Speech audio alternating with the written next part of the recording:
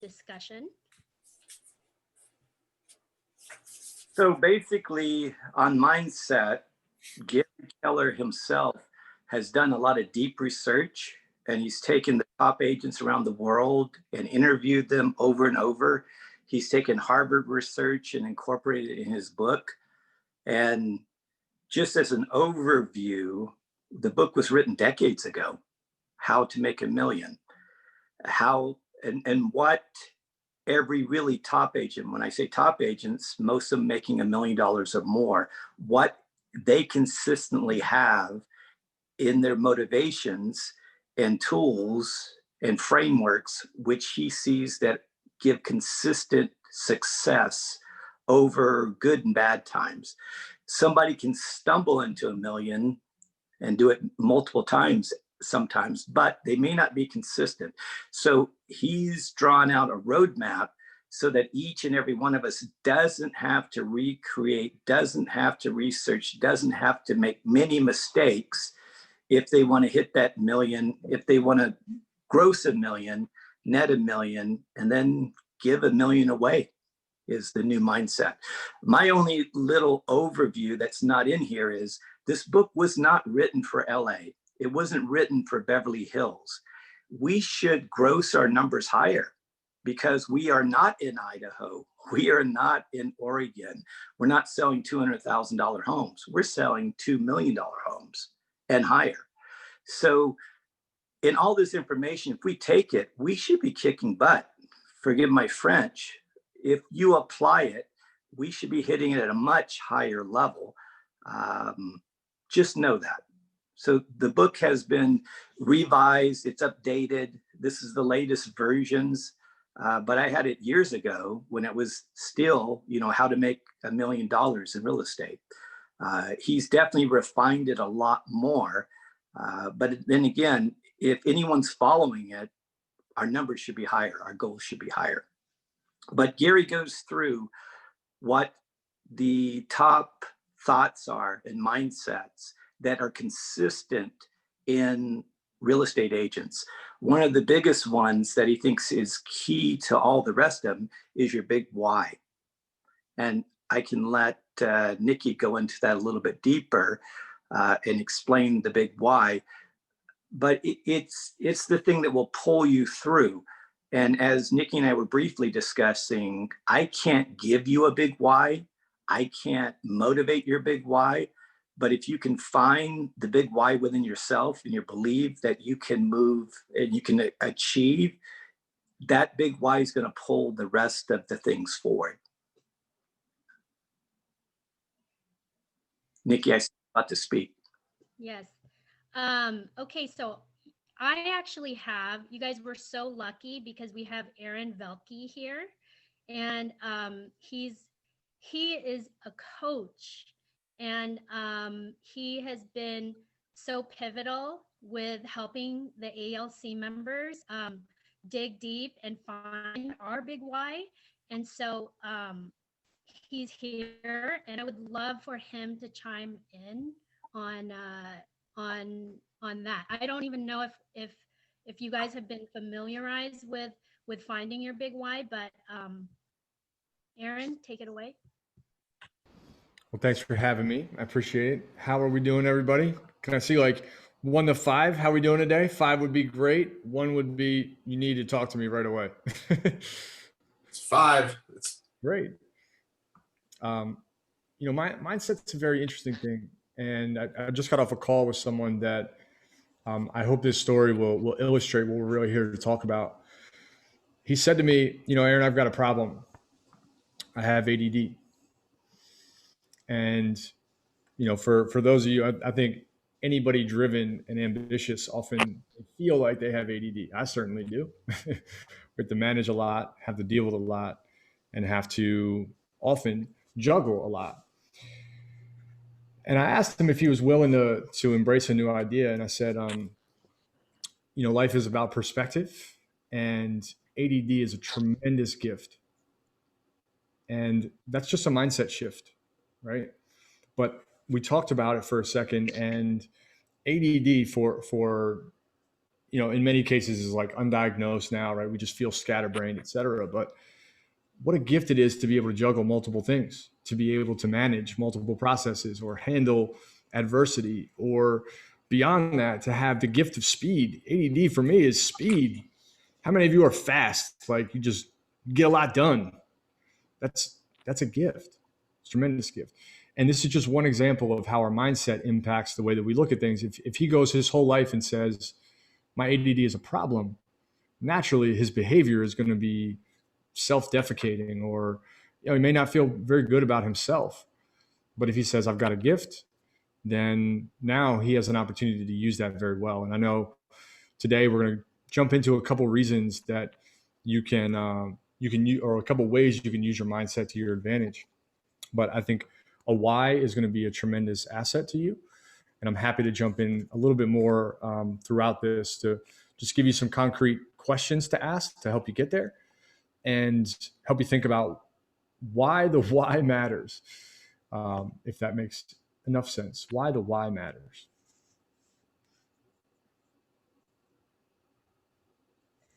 Thanks. So, so when people talk about their big why, a lot of times people think, okay, what is my why? Why do I work hard every day?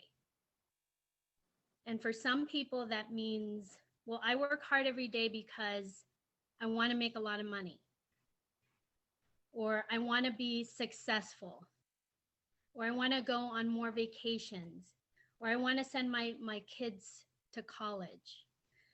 And, even though all those things are true and they make sense, when you think about your why, you really have to strip down the layers.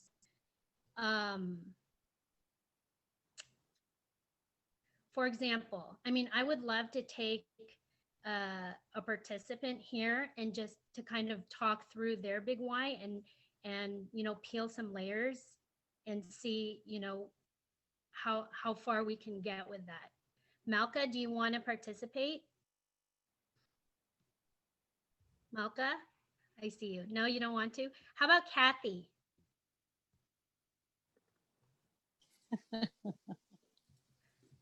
Hi, Kathy. Hi, my love. I'm working from home and my son is here. So now I've got to go to my bedroom if you want me to talk. Okay, I'm here for you. What's up? Okay. So, we've all kind of touched about, the big why. Why is the why important? It's the thing that propels us every day. It's our gas, it's our power that motivates us to the core, not just on a superficial level. Right. It's what gets us out of the morning. So like Kathy, if you were to think of like, why do you work so hard? What's your why? Obviously, we're working hard. The ultimate is that we want to make money. But, again, why do we want to make money? For me is because it just gives me the freedom that I want. Freedom to do, although I love what I do. I absolutely love what I do. And most of the time it doesn't feel like I'm actually working. Because I surround myself with people like yourself and everybody in the office and also my clients. So, but at the end of the day, you want a freedom to be able to do whatever it is you want, whether it's to be more of a service to your community or, helping somebody, have the luxury and the time, to be of more service. Travel is something that is my thing in my life. I want to be able to within the next 10 years have seen at least 3/4 of the world. So I love you more, Nagarjun. Anyway, so service. What? Huh? Can you expand on the service? You said you wanted to do some service things for the community. Yeah, I generally love to help people in any way I can. That's I think my real calling in life. Now we're really getting deep into this. I don't know why, but okay, whatever. That's On a really- big level, if you had the money, what would that service look like? What would it I be? don't know. I don't know. I think it will have to do with kids and it will have to do with elderly. One of these two groups of people. I don't quite know what it would be. I have, when I'm dreaming, I have some thoughts, but I cannot exactly pinpoint it. Listen, on a daily basis, I think I do that anyways, with people around me. A lot by giving back. Huh? Your big why to some degree is motivation by giving back to children. Absolutely. Yeah. Absolutely. Listen, of course, the things like, I want to provide, for my kids, but my kids are older, they can handle themselves. And I think as parents, if we've done the right, good thing and the right thing, when they're off college, they really don't need us financially, I'm hoping, So it's something bigger than me, something bigger than myself, that I'm thinking about. That's what Gary would say, the big why, something that's bigger than yourself and giving Right. back. Because we never really hit that big why. We never really achieve it. It seems to always be a moving target that motivates us to do more than just for ourselves. When it's just, hey, my goal is to buy a car, the car is bought, your goal's over. Right. Yeah. But also, I don't close my eyes to the small things, like, before the pandemic, I would work 3 months just thinking about the trip that I have coming up in a couple of months. That would be my daily, getting out of the bed and being excited also. I'm not saying that small things does not, like being invited to a poker game this week could make me excited and gets me going for that week. So by all means, I'm not talking about like everything has got to be this humongous thing. It can be both, side by side. It can be on a daily basis, and it can be like a long shot, plan. And that's the way it should be. There's a bunch of little whys that all kind of fall into an ultimate big why. Absolutely. Absolutely. I love it. Yeah, So- I mean, go ahead, Aaron. Well, Robert, I love that you really leaned in on this. Like, you noticed that it was about not Kathy. And I think there's such a powerful inner energy that we get when something is bigger than us. How many of you would say that if you had all the money in the world, it would be about other people? Couple hands. The exercise here that we're talking about, really understanding your why and the questions that may be helpful to ask, start with other people. The struggles that I've always have had really are about me, but placing my attention on how I can serve other people in the big picture has always been a really strong motivator for those days. I know we all have them where we don't want to get out of bed, right? We don't want to move. We don't want to make the phone call. Don't want to get rejected. Don't want to get our feelings hurt.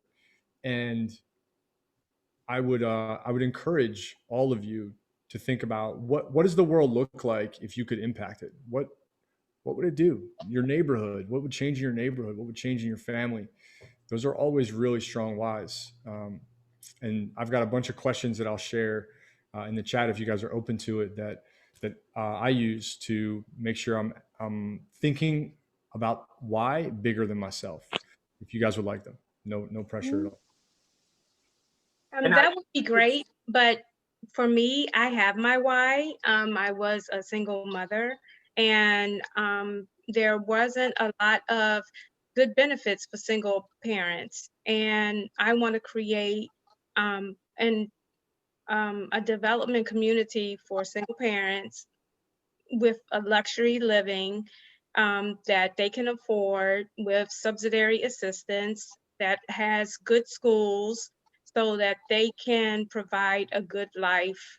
Just because no child is a mistake, but if you will, that happens, and you shouldn't be persecuted for it. You should be allowed to live in a good home with good Whole Foods and everything around and good schools. And, you know, young people are forced to live in subpar communities because of their salaries. And I want to change that. I love your big why. And what Thank you. happens, the better your and the bigger your big why is, the more it's going to pull you through getting up on that hard day where you're having a bad day, where you may not want to move forward. When the why is bigger, it pulls you through all the rest of it. The other that go with the big why is basically having big goals and big models. And with the big goals and big models, if you have those with that big why, it just slides you right through the whole process. And with the big models, Keller Williams provides those. So we can just take all that research, take those big models, put them in place. So those together with the habits that they form will get you into that $1 million real estate production. Can I add something here? Yes. I think when you first start out and you first start thinking about your big why, it probably should be about you. You know, there's the saying, the caretaker needs to take care of themselves before they can take care of someone else.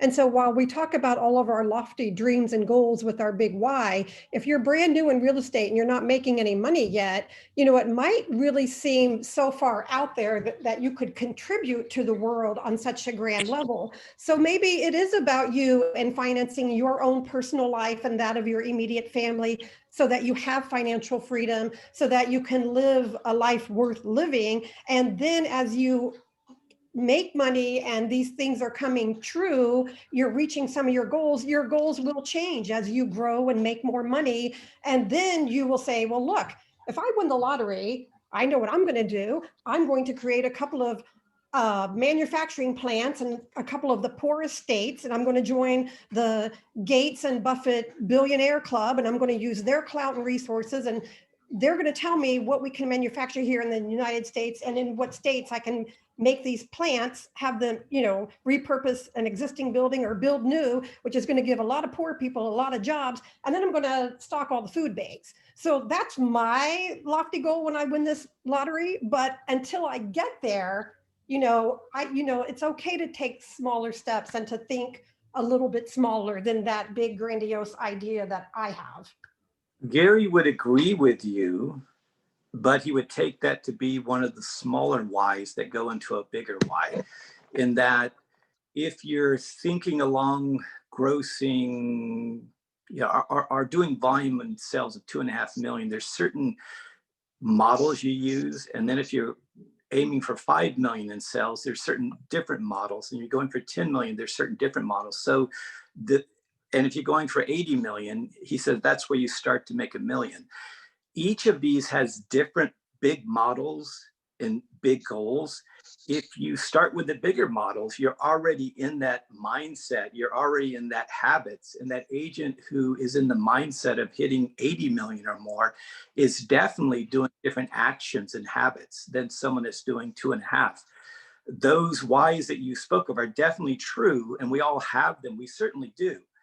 But again, they're going to fall into a bigger mindset of possibilities when you are successful, when you're hitting it.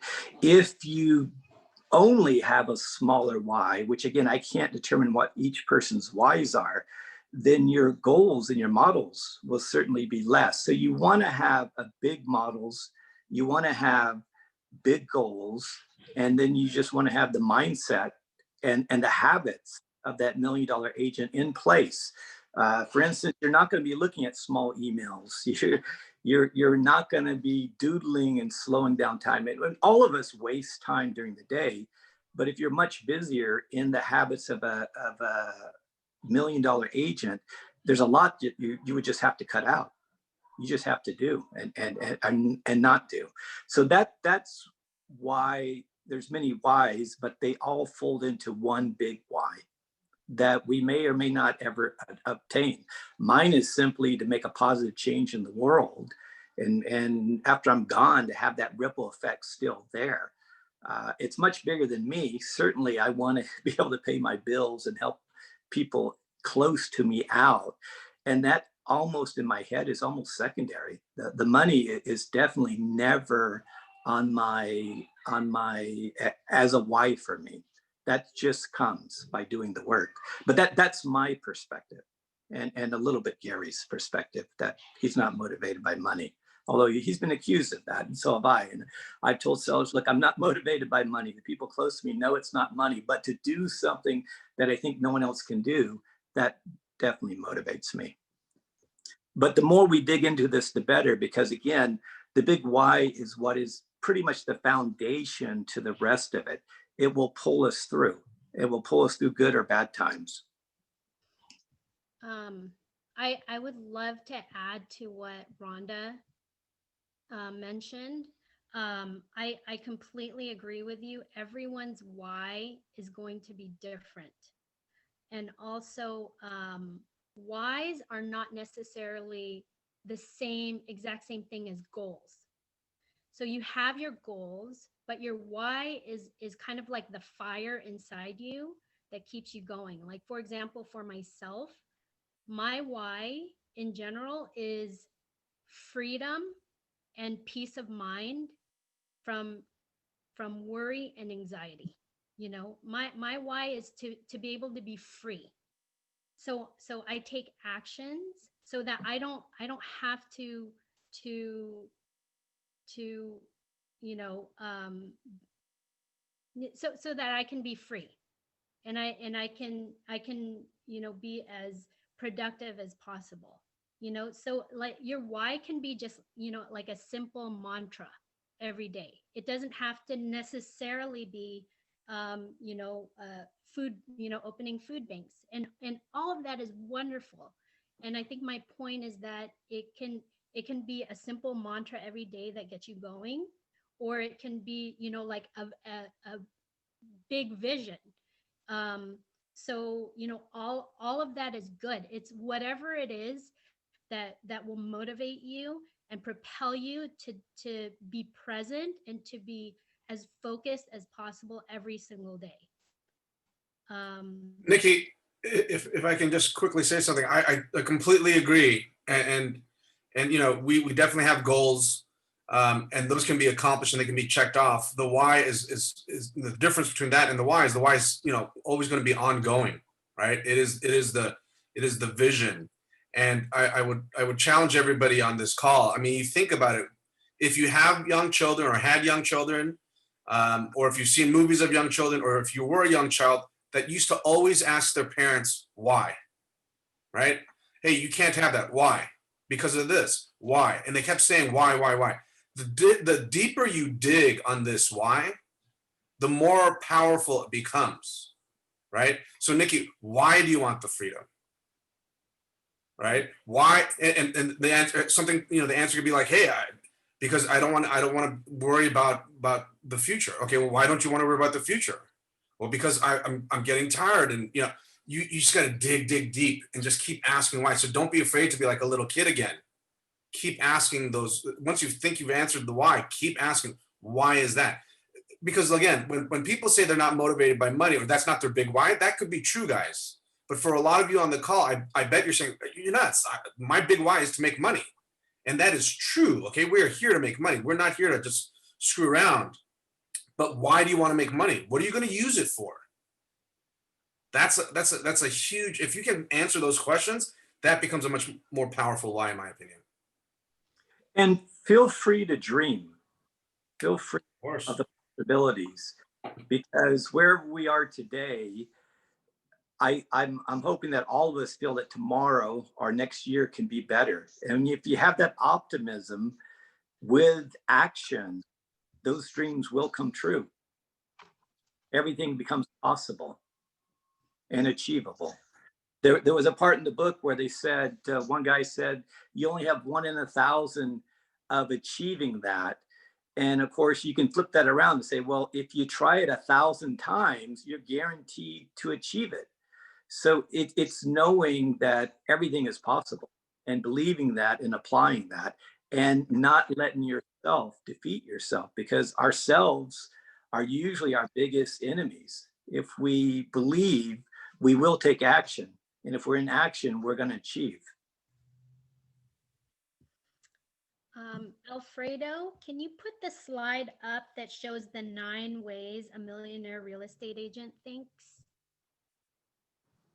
And then we can just kind of go through each item.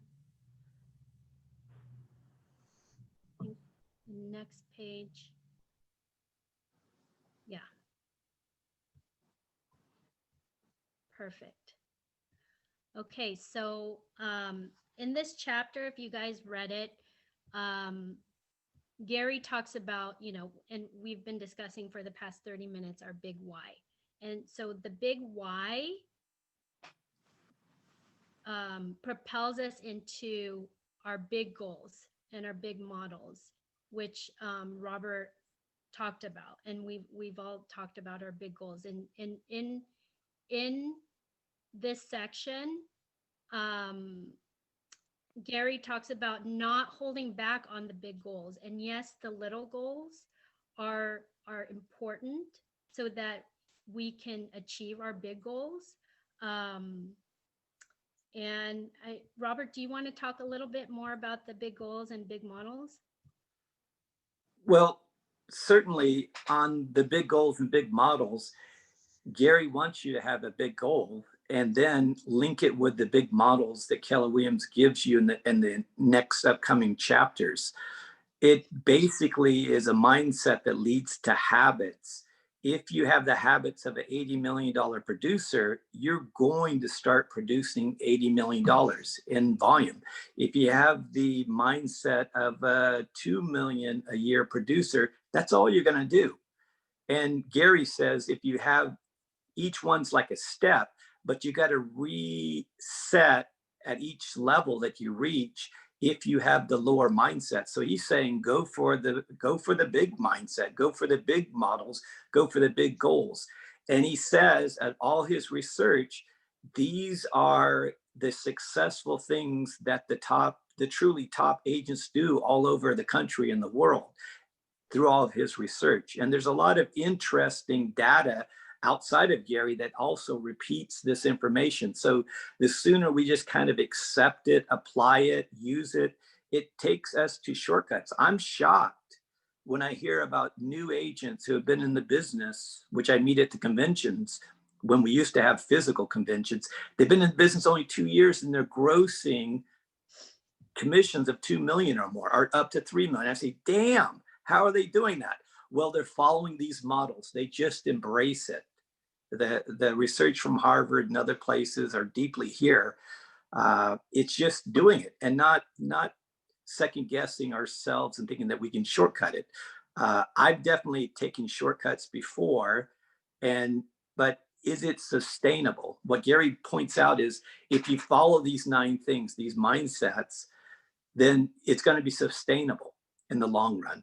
In good or bad times, you're going to be successful. So that's kind of cool that we can cheat and follow what's already done before us. We don't have to reinvent the wheel, which is nice. And all of these that are bullet pointed here really go in order. So, you know, you have big goals and then you think possibilities. And, you know, we all grow up with our parents telling us that you can do anything you want, right? And, you know, it's really coming to believe that is possible. You know, Robert mentioned there's some new agents that do the most amazing things, you know, and that's because they haven't limited their minds on what's possible.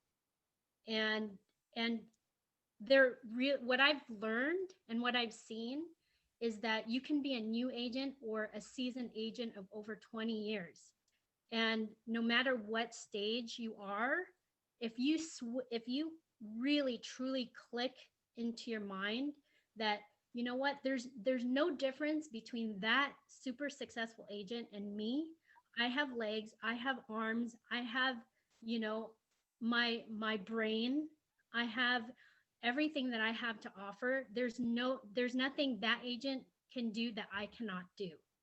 And the new agent has an advantage because they don't have the bad habits built in yet. So if you start out running, doing the right things, you will eventually, you're like the fast rabbit against the tortoise that doesn't stop and pause. You just keep running, which is great, actually. That's why it's nice to see a new agent come in with energy and hunger and pick this stuff up and just start kicking butt. It's wonderful. But the great thing is all of us can change today inside our heads and start applying it with the new habits of thinking bigger, of aiming for 1 million, then netting 1 million, and then giving 1 million away is the latest in the progression of it all. So the possibilities are there, as they're saying. And of course, it's studying and understanding this, but then it comes down to action.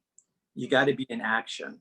It has to be, you don't want to be a library, you want to be an applied library. So knowledge is power, but really in real estate, it comes down to applied knowledge. So we don't want to be sitting around studying. We want to study and continue to study, but we want to be in action. So I cannot overemphasize that. And then right after the action point is the part about fear, which all of us have in our personal lives, in our world, in our childhood, in real estate. There's fears. And deep Harvard studies, and Gary repeats it too, in variations in different ways. If we can walk into our fear and cross through our fear, if you see it as a few feet of fog, the other side is sunshine. It's infinite possibilities. So some people can get crushed by fear and avoid it for years and years. It leads to inaction. And again, that's ourselves fighting ourselves. If all of us walk through all of our fears, again, you have infinite potential on the other side. Whatever it is, go through it. And some research say, eat it like an energy bar. If there's fear, just swallow it and move into it. I do think in a historical terms, slightly different terms, the Spartans were always known to be brave warriors. If there was ever an enemy, they never asked how many, they just asked what direction, and they ran into it. I kind of like that as getting the habit of whenever there's fear, run into it, and devour it and move through it to infinite possibilities. And again, each of us have our own unique fears, and most of us recognize them, and some of them don't because it's been there maybe our whole lives. If you can just walk through it, it's behind us, it's over, it's gone, and it's enlightening. And I welcome all to walk through their fears. I love that. Gary says, think without fear, or basically do without fear. That's his challenge to us. And he knows we all have it. But that's very deep. And again, there's many books written on it. You don't necessarily have to read those books, but just know the research is there. Work without fear. There's an acronym that I love on fear, and that's false evidence appearing real. So a lot of us have these fears. Like, for example, if you're going to go out to door knock, what's your primal fear? Rejection, right? Or judgment. They're going to judge me. They're going to reject me. They're going to, I'm going to make a fool of myself or whatever. That's all false. And that's your mind holding you back. And so,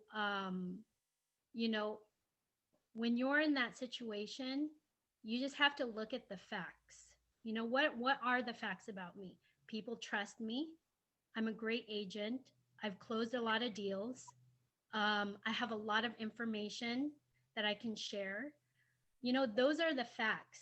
And so, whenever I have moments of fear, I go right into the facts about who I am. And then that gets me back into action. So I know 4 and 5 are kind of like a 2-step. It's like action, fear, but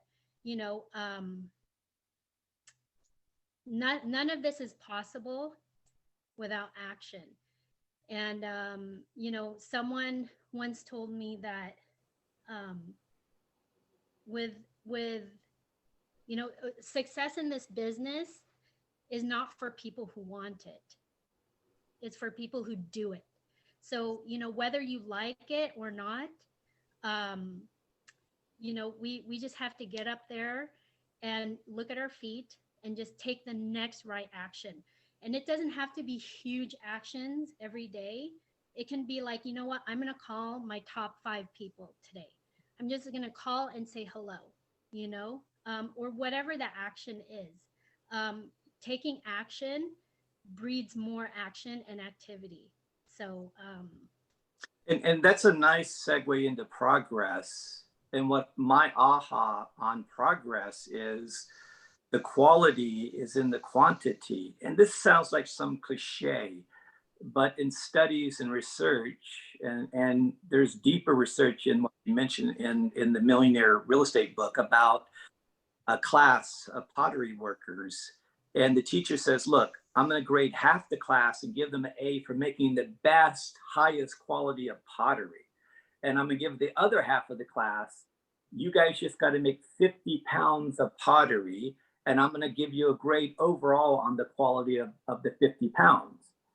So the ones that are given the one piece of pottery, they study it, they plan it out, they know to the highest level what they're going to do. Then they implement this one piece of pottery, and they find when they're doing it, all these great ideas they have, they really can't fully implement them because their skill set's a little bit not there. They haven't had really the practice.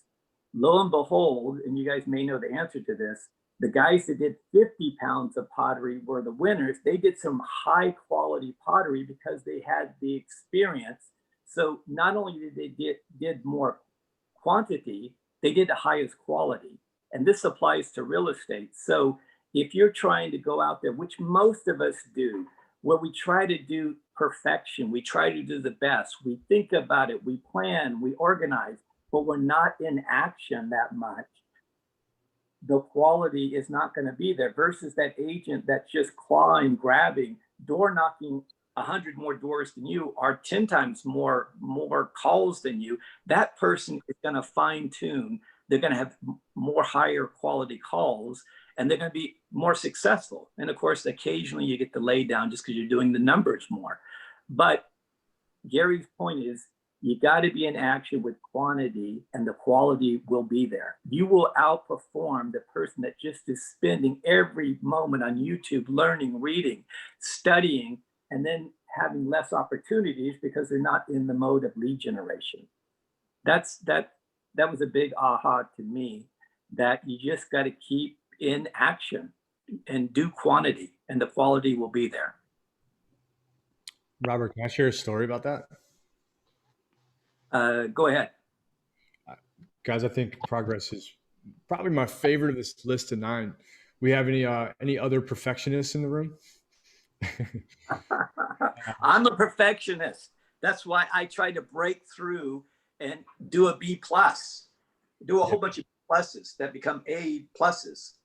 It's super, super important. I used to be a huge perfectionist, and while my business was not in real estate, when I started my business in 2015, it was a really new idea. I had sort of pioneered a technology for making financial education for young adults really exciting and engaging. And needless to say, I wanted it to be great. I wanted it to be perfect. And I was trying to go out and sell it. And I recognized at some point, because I was failing miserably to do that, that I really wanted to be perfect. I wanted to be the salesman. I wanted the look. I wanted the approach. I wanted to just embody everything so that someone would look at me and say, I'm going to buy this. And in my mirror at the time, I would get up every morning and I would erase it when the steam from the shower came in. And every time after the shower, I would take a dry erase marker and write on my mirror, progress over perfection. And it took me maybe 3 weeks for me to actually start to believe it. Like the first couple of weeks, I was just writing it on the mirror sort of whimsically. But it taught me that for every sale I didn't get, as long as I maintained a perspective that I got a little bit better, to Robert's point, I would end up there. And I know real estate is a quantity game, but it's also a practice game. Like your sport is selling, and you got to go to practice. And if it helps, writing progress over perfection on a mirror, on a whiteboard, in your office, make it your phone background, so you see it over and over, may really help you reframe from perfectionism. And perfectionism is often just a really strong fear of failure. But it helped me a lot, and it might be a good tactic for you guys to add to your repertoire. It's important not to miss the point to ask yourself after a non-success, to ask yourself, what did you do right? What did you do wrong? What can you change? And do instant feedback and then apply that to your next. So you grow with the feedback. And of course, you should have goals set out for the year, monthly goals, weekly goals, and even daily goals. And as you get your conversion rates down from how many calls you do before appointments, how many appointments you get before you get a listing, how many listings you get, and what percent closes, and how much money that gives you, then it goes all the way back to the beginning and a quick conversation about, okay, how many calls, how many leads do I have to do to make this amount of money? And it's all clear. It's all clear. And as you improve your close ratio, obviously those numbers get better and they get better. And you got to have a feedback loop on that. So it's getting out there, staying in action. Most of us get it. And most of us are improving and have high goals. But I think our biggest barrier a lot of times is just simply ourselves. We get in our own ways quite often, as we were pointing out. And so going on to the next one, it's think competitively and strategically. Gary says, play it like a game of Stratego or chess or whatever. That same competitive spirit that the nice kid may have in a game who doesn't have it in life, that's what you want to bring, that fun, that strategy to real estate. What I did like was Gary was talking about in the chapter somewhere, and again, it's kind of an aha for me, when I wonder a lot of times when we get trained, we get all these rules and we follow all the rules. Gary says at that point, if you know the rules really well, you can be a very poor agent. And he said, look, I'm not pushing cheating or doing things unethical, but you should go into the gray areas with creativity and see how you can change things. He mentions in baseball in the late 1800, the first guy to create the curveball.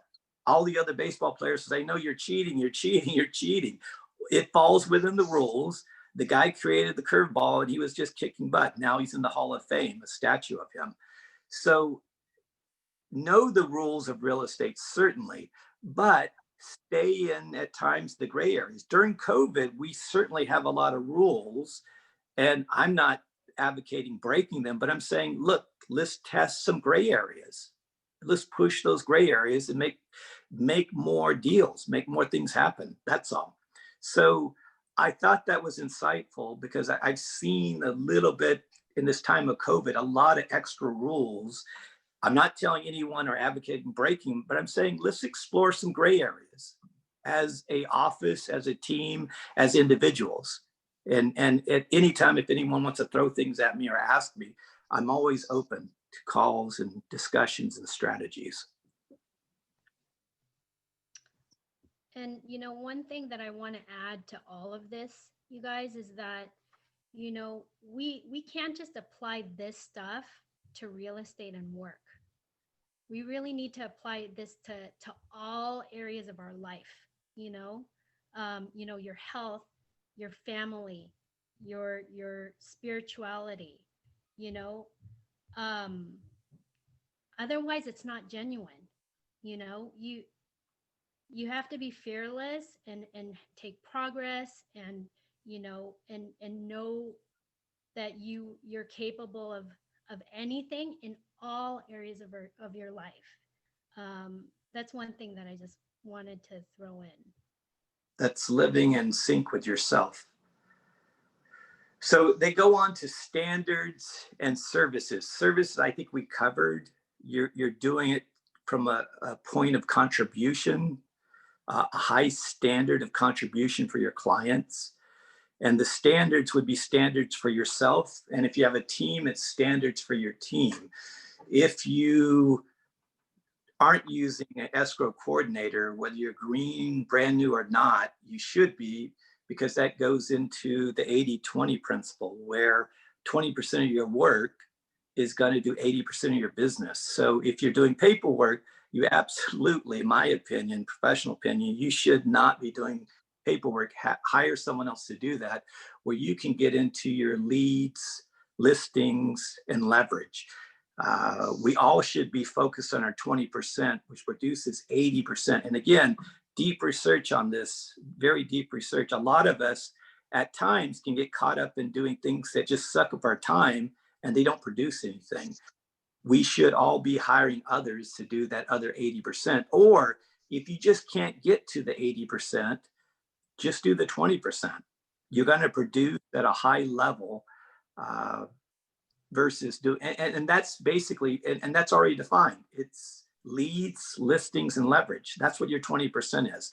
If you're doing anything else, you're not going to be producing at a high level. If you're doing the other 80%, you're only going to produce 20% of the results. So I felt guilty from day one in real estate. I really have, because I can't get to everything. I constantly have that stress out there that I can't do all these other things. And I know for me, it's leads and listings and leverage. I mean, I've really doubled down. My one thing is listings, and that comes from leads. That's simple. And Gary pushes, there are people that definitely specialize with buyers, but he pushes, you really need to dig into listings. Listings give you leverage. Listings are relatively cheaper to get income and produce, and they're not as time consuming as running around with a buyer. And he basically has some data in here. I think he says 20 to 25 listings a month a listing agent by themselves should be able to handle before they start adding on additional help.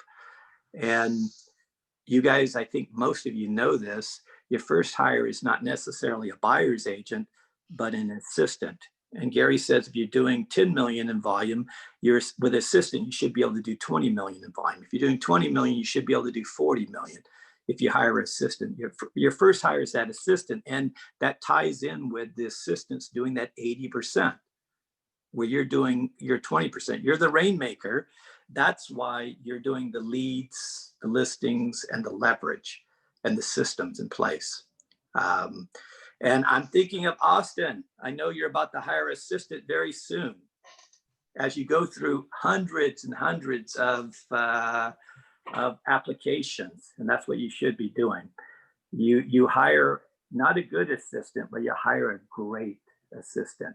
And the great assistant will push you. The great assistant will block your door, lead generating, keep other people from calling you. The great assistant will have you in the morning, all your leads set out for you to call. And that great assistant will push you to be the best you can be and grow with you, versus a good assistant who's basically just filling a space. So that leverage with a great assistant is one that you should all be doing. And there again are systems in Keller Williams where if you use them, they're there.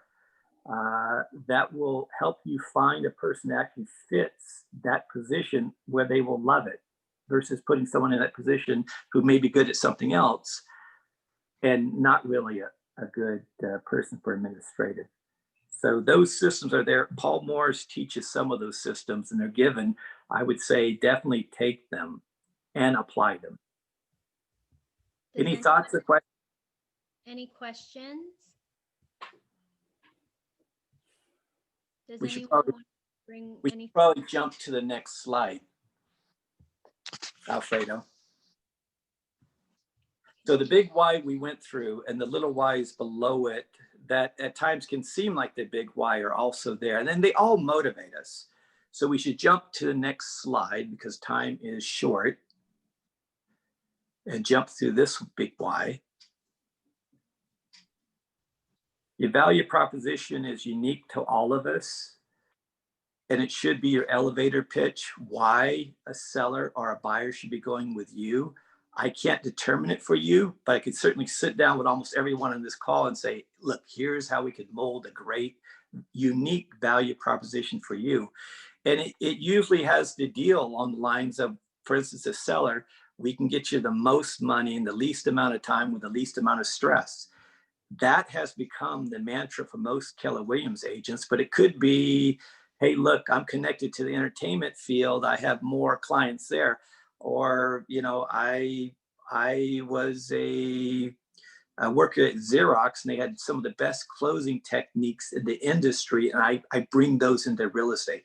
So whatever your past is, there's always a great story you can tell. And if you do it with confidence, that's all they want to see. They want to, the seller will want to trust you and feel you have confidence. And if they feel they like you, that's the biggest reason why a seller is going to go with you, not because you're number one. So I try to stress that it's not because you're number one.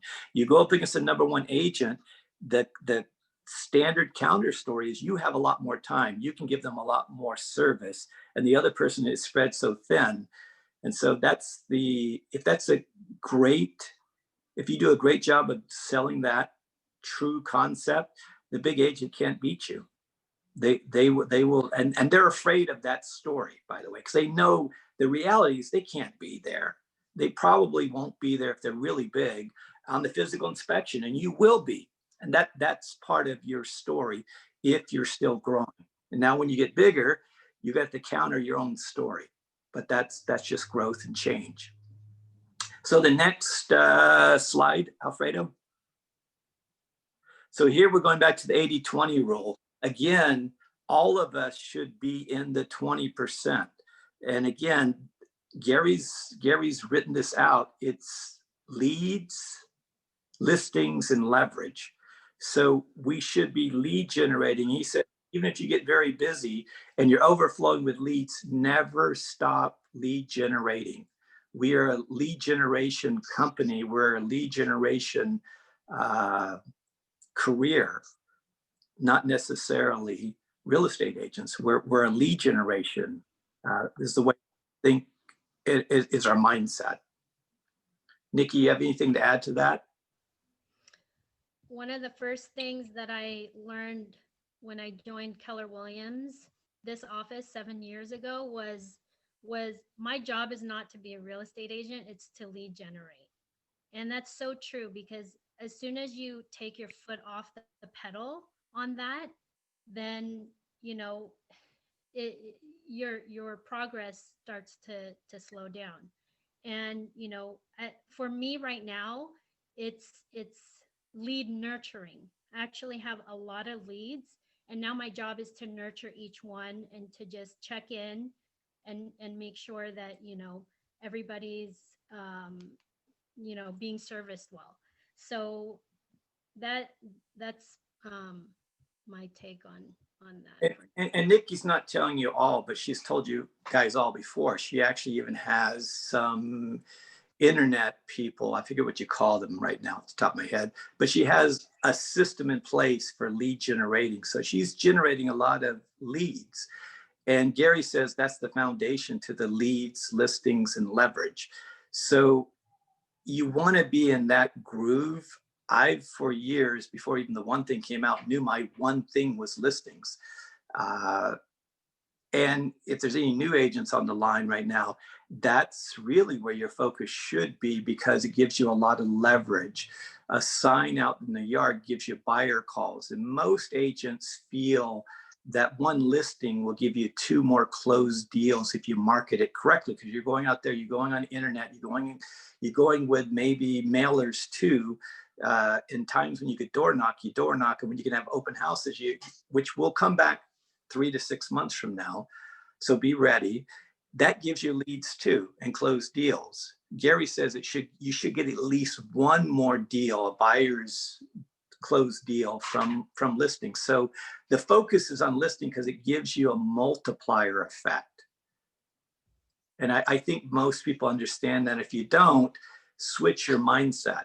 If you market for listings, the buyers will come. If you market for buyers, the listings don't necessarily come anytime soon. The way to big wealth in the $1 million agent is through listings, leads and listings. So I can't overemphasize that, but most people know it strongly. Some people need to be reminded, but I think you guys get it. I think you do. The 80-20 principle, I can't overemphasize that. Spend time on the 20%.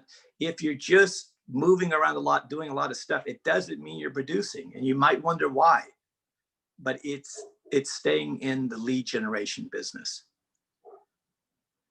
Next slide, Alfredo.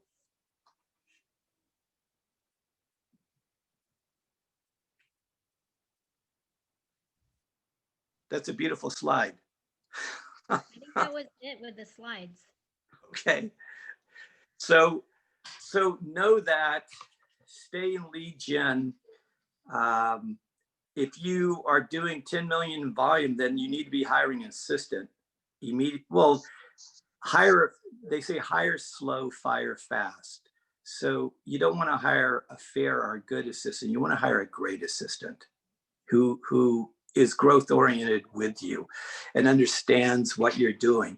And then you want to set standards for your assistant and for your team and for yourself. You need to know what your goals are, break them down, how many closed deals you need, how many listings to get those closed deals, how many appointments to get that many listings, how many calls, how much lead generation do you have to do to get the appointment. And once you got that down, it's relatively easy to make $1 million. But you got to be efficient, and you got to be moving, and you got to be focusing your 20%. And in the next chapters, the next presentation, they'll go into the tools to be using deeply on those things, which is good. But you need your big why to get through those tools. Yeah, none of this is possible without the proper mindset, you know, and it's not just about being positive. It's about, you know, truly having an optimistic mindset. And this does not happen overnight. This is a practice.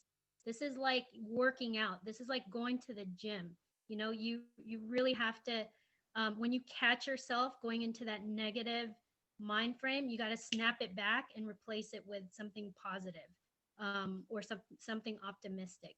And once you have that practice in place, all of these systems and all of these things that the rest of the book talks about will be so much easier. Aaron, do you want to add anything? I just think you guys did a great job of sharing these things out. My experience has been that you're kind of like the guy that looks in the mirror, or the woman that looks in the mirror after a lot of work and says, wow, look how far I've come. But your friends are the first to notice your fitness changing, your health changing, your habits changing. And Nikki and Robert are both incredible leaders and will be able to help you see your changes as you make them. But it's that commitment to making the change, to making those daily actions that will help them help you. And, you know, just a reminder that this is a process. It takes time, and your commitment to it will yield incredible results if you stay committed. It's exciting, and you know you're being successful when I put agents in two categories. One category does a lot of talking, and they talk about other agents. And it's usually, I wouldn't have taken that listing, or how did they do that? Or that's not going to be successful. And then there's the agents that are getting talked about. They're the ones that are producing, and they're doing that business. So if you're out there and you feel that you're doing a lot of talking, you want to be the one that's talked about. You want to take those listings. You want to do those deals, and just know there's a lot of white noise out there, and you're going to get it from friends, families, other agents, competition. So when you get it, just take a deep breath, move forward, keep doing what you're doing. It means you're being successful. I've seen it my whole career at meetings and other companies where someone just got a big listing and the other agent says, that's overpriced. The agent sells it.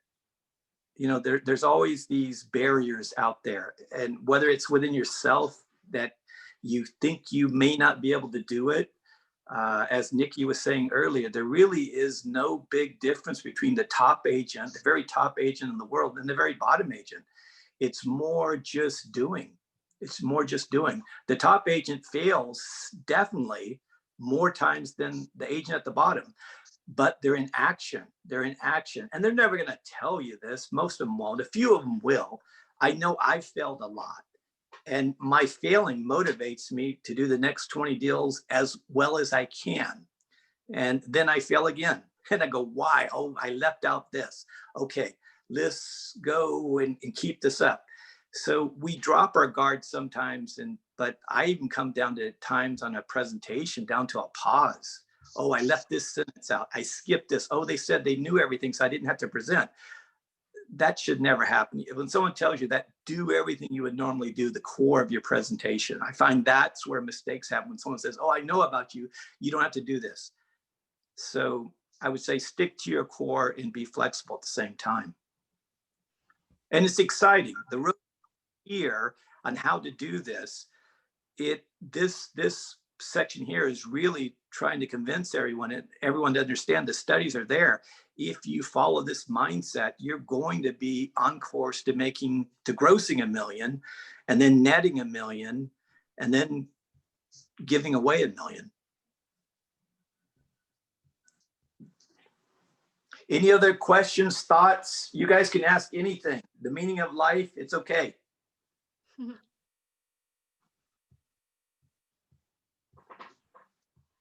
By the way, you guys, we are always here to talk about any of this.